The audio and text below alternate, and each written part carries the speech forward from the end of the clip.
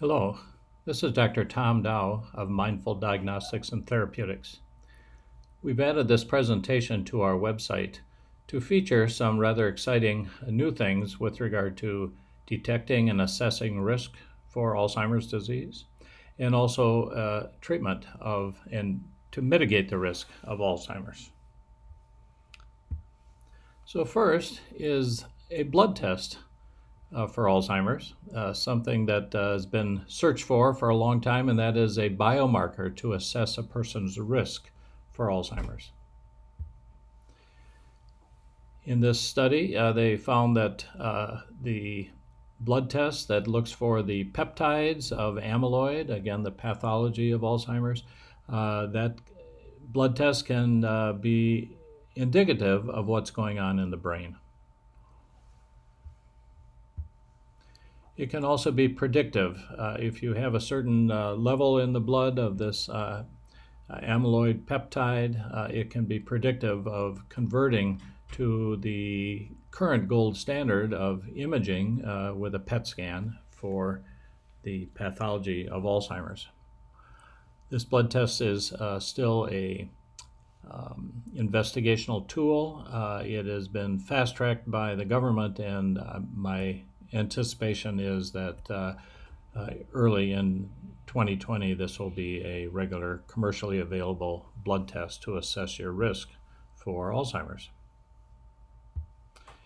And let's get to the treatment aspect then, perhaps even more exciting, and that is, here an article came out earlier this year, can immunization with the Bacillus calmette-guerin, BCG, protect against Alzheimer's disease?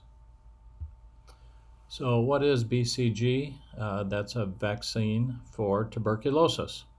It was never routinely used in the United States, but in most of the rest of the world, it's continued to be used. Over 4 billion vaccines have been given. Of the people in the world, almost 90% had this as an infant. It's more recently been found to have some special effects aside from tuberculosis, and that is to actually treat and prevent type 1 diabetes and multiple sclerosis, both autoimmune diseases. It has another rather unusual application, and that is as an adjunct treatment for bladder cancer. If a person has a bladder cancer, that the cancer didn't involve the muscle of the wall of the bladder, then once the cancer is removed, this vaccine, BCG, is irrigated into the bladder. This sets up a robust inflammatory reaction that markedly lessens the likelihood of recurrence.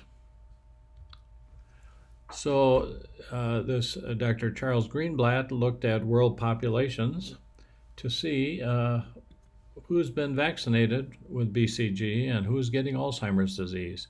And basically he found that in particularly the Western world that's had a either never routinely used BCG as in America or discontinued the use, those populations have a higher incidence of Alzheimer's. Indeed, they found an inverse relationship. So Dr. Greenblatt, understanding that there's a naturally occurring population because of this bladder cancer, he decided to look at individuals who had bladder cancer along with BCG treatment and bladder cancer patients who did not receive BCG. And he followed them for years. And so the BCG was average age given at 68 years old, and the follow-up was for an average of 15 years. And lo and behold, the patients who had been treated with BCG manifested more than a 4-fold less risk for Alzheimer's than those who were not treated with BCG. That's startlingly wonderful. Here's this represented graphically. To be sure, this will be evaluated in great depth in the very near term. So both for the assessment of risk for Alzheimer's and something to treat Alzheimer's, there is some good news on the horizon. Again, this is Dr. Tom Dow for Mindful Diagnostics and Therapeutics.